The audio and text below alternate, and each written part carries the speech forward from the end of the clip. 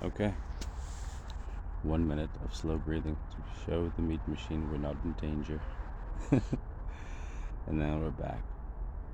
Um, so what had happened was I had killed this rat, right? And he was in the grill, motherfucker. And I just like, it was my idea to cook a steak. It was my idea to like show the boys my like pellet gun, and it was my like responsibility to make sure nothing was left around this like double like shop like giant building where people come and go constantly. And there's a fucking rat, so I felt like it was my job to kill this thing. And I like hard myself up to it, like it's whatever. What am I gonna do? They're gonna like they have to go anyway. They're gonna start setting poison up there, which is like worse, right? So I'm like fine. So I stood a couple feet back, put in the scope, and bam, hit him like the head. At least I thought I did. But he fell out of the fucking grill, and he like was trying to run away, like, and he was running slower. And I fucking was like, I held the gun up and I shot him, hit him in the back of the head, and he didn't die. He's dragging himself. His back legs didn't work anymore. He's dragging himself. Terrified, I'm sure. I'm just trying to get away. It was the saddest thing in my. It was somebody nearby, and they were like, "Look at him, he's dragging himself," and they laughed.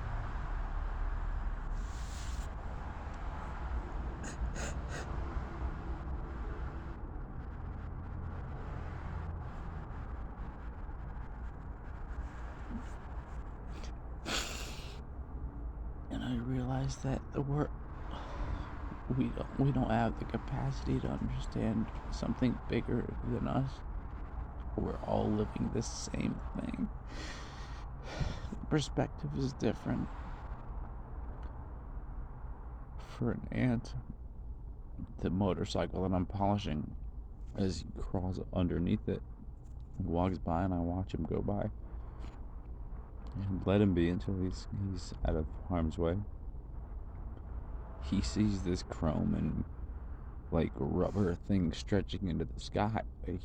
And like sees giant things swinging through the air. He doesn't understand it, but every single thing that has to mobilize itself for survival is in this same immersive 360-degree like thing, and they have to have the same feelings to survive. They have to have terror and pain. They don't know what's going on. He just knows that I didn't do anything. I just want to get away. Just dragging himself. Just trying to get away. And then I think about his little stupid little rat pups that are like starving to death because he didn't bring anything for them to eat.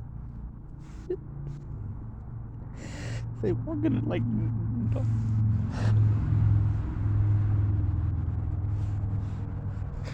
God damn it. They weren't gonna like gnaw my fucking face off in the middle of the night. They weren't gonna interact with me at all. Well, they didn't deserve that. I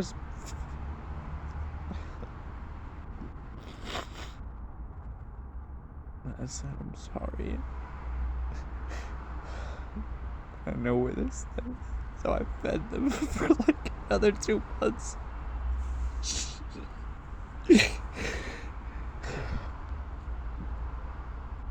I cannot take the life of something anymore. Just like I was gonna like go bird hunting with somebody before. I just never made plans to do it. I just had no desire to do it. But now I know I can't do it, Something's like flying through the sky, you shoot it, and the little birds that are like squawk, quack, quack, probably looking for mama or dad, whatever, coming back with something to eat. He doesn't come back. They just slowly start getting like tired and like drooping over each other, and they starve to death. Why? Because it was fun? You just need better targets to shoot at. It's just anticlimactic to shoot paper. You don't need to kill live things. like going to war. Like some motherfucking kid over there is probably 20 years old. He's got a young wife and like a newborn. He's got a family too. He was told to go there because they did this. Yeah, sure they did. All this brainwashing and using people against each other, and it makes them desensitized to it. How did they not understand? I mean, how did I not understand? We're all living the same immersive 360-degree experience. The perspective is different, but the feelings are the same. You know? I don't know. But at the same time, I've utilized this to unwire any anxiety that doesn't necessarily need to be there. When a wasp comes within your bubble, it's like this knee-jerk reaction. Why? He didn't touch you. And so now, like, bees and stuff go by, and I talk to them like, "What are you doing over here, little goose?" I call everything a goose for some reason. It's evolved. It started with the dogs, with Pete and Lady, because they were being bad geese. But it's like I feel the affection for everything, and it was actually tested this week a couple of times. And yesterday, like a bumblebee landed on my arm. And I was like, "Don't sting me, little goose. I'm not going to. Even if you sting me, I'm not going to squash you. But please don't sting me." And I let him walk all over my arm, and then they flew off. You know, it's kind of wild, because it was a complete like mindset beforehand. It's like allowing yourself to be anxious or fearful of what might happen. Like, why? That's so unnecessary. Giving your emotion to unnecessary what ifs.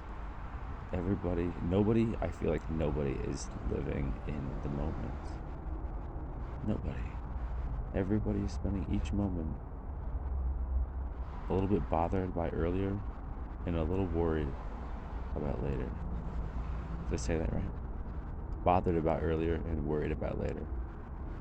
Nobody's living right now. So the way I look at it is, if I were to die like tomorrow or in a few hours or whatever, or next week, I got a chance to go back and like just kind of like live in the skin of me doing it again, feel everything but not really being in control of the direction it goes, then what would I do? I would appreciate everything that I'm watching and feeling, knowing I can't change it. And it's kind of like the moment we're in now. We can't change it, but we can appreciate everything around us as much as absolutely possible. And if you're living in America, you're fucking entitled bastards. I used to be one of you. It's like the fucking, in my mind, it's the fucking 18-year-old kid who is screaming red-faced at his dad because he got the wrong custom stitching on his new Ferrari. And we're like, what? But that's us in like general to the world. Like, if you're complaining, if you're lifting up an iPhone, you don't get to complain and do it. You sick bastard. Living the best existence anyone could possibly imagine. Other people are like living in like absolute poverty. 80% of the world is in poverty, that we would consider. We're over here whining about dumb shit. Oh my god. It's kind of funny, but at the same time it's sickening.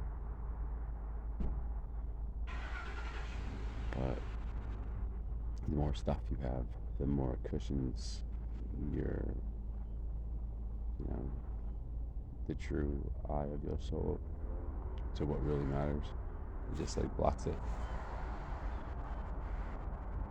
It doesn't have to be like you lose everything to appreciate everything, but it's what has to happen. For the people that don't have much, they see what truly matters, each other, way more clearly than people in like America, especially if they haven't experienced true loss yet. A bunch of pricks, I love them all though. I just wish they could be kind. The capacity to be cruel for a difference of opinion. It's crazy. I don't know why they do it.